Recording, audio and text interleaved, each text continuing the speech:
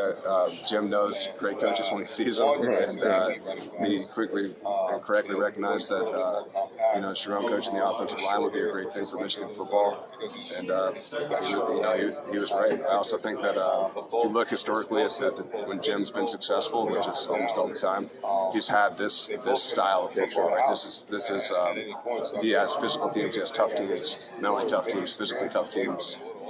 That's kind of like his calling card as a head coach, and Sharon fits that perfectly. So, really a great match. How much did you think you kind of also helped kind of remind Jim, and so in some ways kind of what his best philosophy is? I mean, with the running the ball and what his real identity is, because I mean, in 2020 they were running more 11 personnel. You guys were only controlling the ball for like 25 minutes a game, and obviously that shifted dramatically in 2021. I think one thing we've done a great job of since I've been here, starting in 2021, is the coaching staff is unbelievably collaborative. Whether that's collaboration with Jim on everything from what we're doing schedule-wise, or collaboration with the other coaches on who we are as an offense, what plays we're going to run.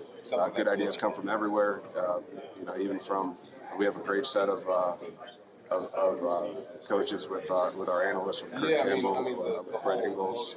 There's great ideas flow from those guys all the time. They're a huge part of what we do, and we use everybody's ideas. And I was fortunate to come into a staff in 21 where I was able to contribute just like everybody else.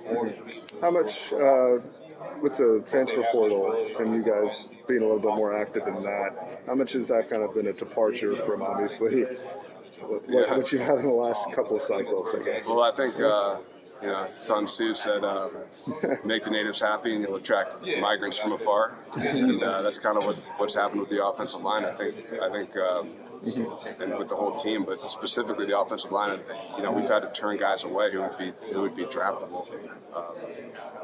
And the reason why is because they look at what we're doing on offense and they say, hey, I want to be developed as a pro player. I want to win football games. I want to win the ball. And it's pretty evident if you're paying attention that Michigan is a great place to be. So we have guys calling us all the time.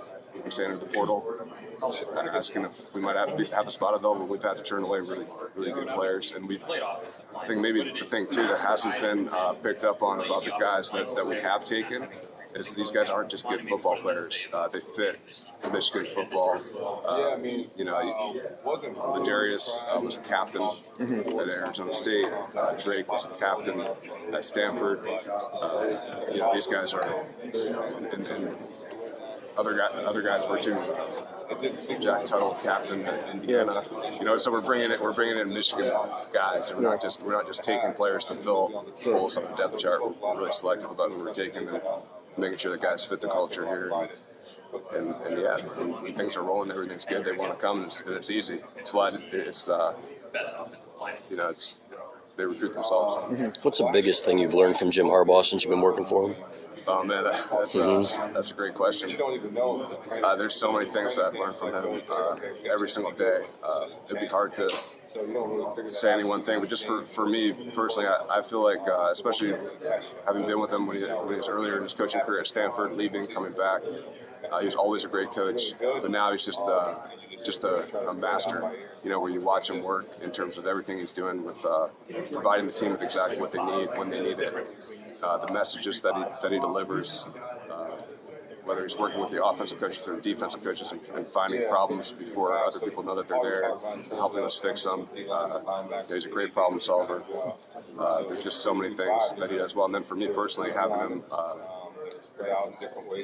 working with quarterbacks, there's so many things that he's learned as a player and as a coach that he's able to impart on me that goes on a daily basis. He's to me, he's a Hall of Fame type of coach. I don't know if there's anyone out there right now doing it better than he's doing it, and I just feel grateful and blessed to be around him, be able to learn from him. And he's just at the highest level of his game right now. It's fun to watch. How involved is he on the game days when it comes to, like, is there maybe time he'll call up and say, hey, this play might work or something like that and tell you guys? He's involved in everything we do. There are certainly times where he'll want a certain play. but he's not. He does a great job of letting his coaches coach, and he's not in our ear on a play-to-play basis of what he wants to do. Certainly has great ideas, and he's able to certainly see the forest through the trees a lot of times, whereas we're very much immersed in the details of what we're doing, and he's able to give us a bigger picture perspective, maybe refocus us on where we should be focused. It's one of the many ways that he helps us. Going back to the transfers, you guys took a couple of undergraduate transfers, which is unusual. I mean, is admissions, I guess, maybe working with you guys a little bit more? Are you finding ways to kind of work around some of the, obviously, academic restrictions and standards that are in place at Michigan? That'd be a great question, I think, for Jim. I know in the case of the guys that I'm aware of, they're all great students, and there's kind of no-brainer type admissions decisions. Like we were saying, they're all team captains, and most of them are grad transfers. The guys are at Stanford, type of guys. I don't think there was anything different, but I'm certainly not involved in that. So maybe a good question for Jim.